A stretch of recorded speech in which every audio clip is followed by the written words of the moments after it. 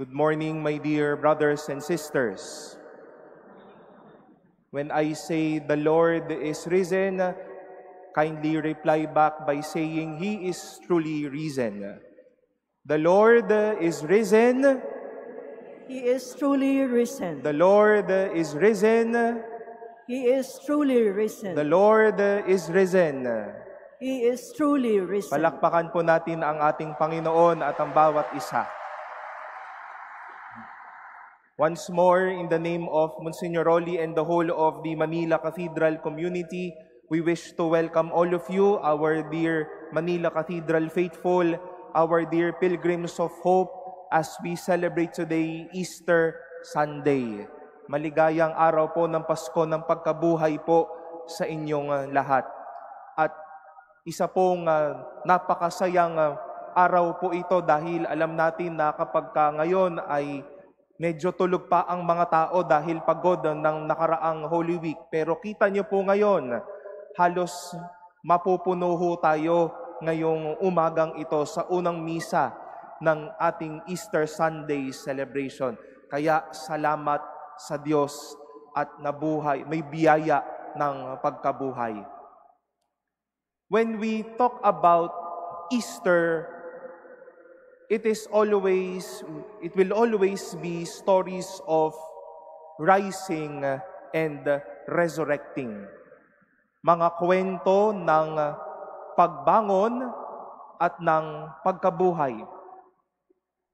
And we cannot but take a look on how Jesus Himself, with this grace and this reality of resurrection, made this possible for us. Bumangon na si Jesus mula sa pagkakahimlay sa kanyang pagkabuhay. Si Jesus bumangon mula sa kanyang kamatayan patungo sa pagkabuhay na magmuli. Pagbangon at pagkabuhay. And today we've heard the stories of the graces of Easter. How Peter, from denying Jesus from a very weak faith during their ministry with their master Jesus, expressed and lived how it is to rise and to resurrect. May tapang na si Pedro ngayon, may kisig na si Pedro ngayon. Kaya ngayon nakita natin na bumangon siyang pinapahayag si Kristo, proud bilang tao dahil bumangon at nabuhay siyang magmuli. Saint Paul himself is a witness how rising and resurrecting is true. From being a persecutor, from hating Christ, now siya mismo ang bumangon at nabuhay na magmuli dahil alam niyang pinapahayag niya si Jesus. This is the Easter story that we've heard this morning is St. Luke's gospel narrative of the Easter day. And we've heard the response of these two men in dazzling clothes to the women. Why look the living one in this place among the dead? Dahil si Jesus bumangon at nabuhay na magmuli. And these stories of rising and resurrecting are but pure witnesses of what we celebrate this year. Hope. Pag-asa. May pag-asa, kaya may pagbangon at pagkabuhay na magmuli. There is hope, and that is why we can rise and resurrect. Maybe, my dear brothers and sisters, all throughout our Lenten journey, we've been praying and desiring for something for our hearts and our lives. Madami po sa mga napagkumpisalan o nagkumpisala sa mga oras, sa mga nagdaang panahon ng Kwaresma, may matinding pinagdadaanan dahil, Father, I've been thirsting for forgiveness. Ang tagal ko na pong hindi nagkumpisal. Ang dami ko pong dinadalang mga pagkakasala at pagkukulang. Father, alam ko po na ang laki po nung iniwang kong dagok sa aking mga magulang. Naging pabigat po ang buhay ko. And it seems that life and the future or the next days turned out to be blurry with them. But you know, my dear brothers and sisters, today, Easter Sunday reminds us, because of hope, because of this man rising from the dead, we can rise and we can resurrect. May pagbangon at may pagkabuhay. I don't know if I was able to share this story with you, but whenever the story of rising and resurrecting would be the hot topic, I would remember my early days in the seminary. Pumasok po si Father Viel sa seminaryo at the early stage of my high school years. When I entered the seminary, we have to maintain the average grade of 83 for us to be accepted or admitted the next school year. Lo and behold, natapos po ang taon na ang aking GWA ay 82.72.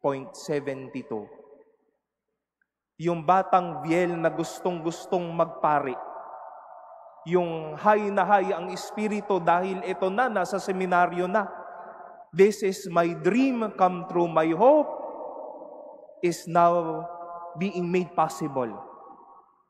But with that failure, I would say with that death of mine, para pong nabura ang pag-asa, pagbangon at pagkabuhay sa akin.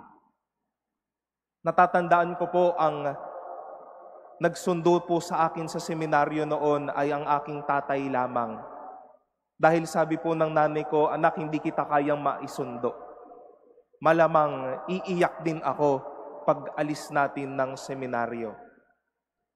And you know, to my surprise, I came home not with a crying mother, a crying brother, or a crying father, but with that simple cartolina posted on one of our walls telling me, Kuya, mayroon pang susunod. Mayroon pang major seminary. Hindi pa tapos ang laban. And from those days that I've been struggling that I won't make it next year, I have failed, nawala na yung pangarap ko. Then these people became the voice of my rising and resurrecting. I know that you also have fair shares of your own death, of your own Good Friday, and of your own Black Saturday. Panahon na nadapa tayo. Panahon na tayo ay napahiya. Panahon na tila tayo ay nawala ng hiya dahil ang dami nating kasamaan na madami tayong naging kapalpakan sa buhay na ito. We've been not a peaceful person. There's division between this friend of mine and us. May hindi nagbabatian sa pamilya. Lugmok sa utang, lugmok sa problema, lugmok sa trabaho, madaming concern sa pag-aaral. Those are our stories of the empty and the heavy Good Friday, the silent and the dark Black Saturday of our lives. But today, my dear brothers and sisters, Jesus is reminding us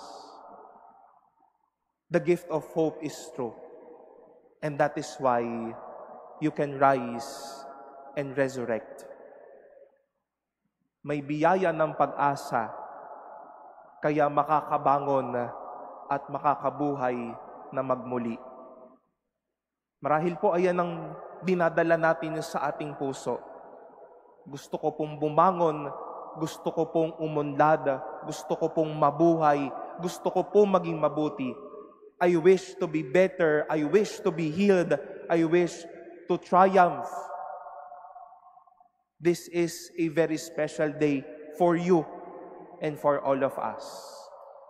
Because this man who rose from the dead wishes to give this special message to all of us. Nabuhay ako, bumangon ako, may pag-asa, kaya bumangon ka din at mabuhay ka din na magmuli.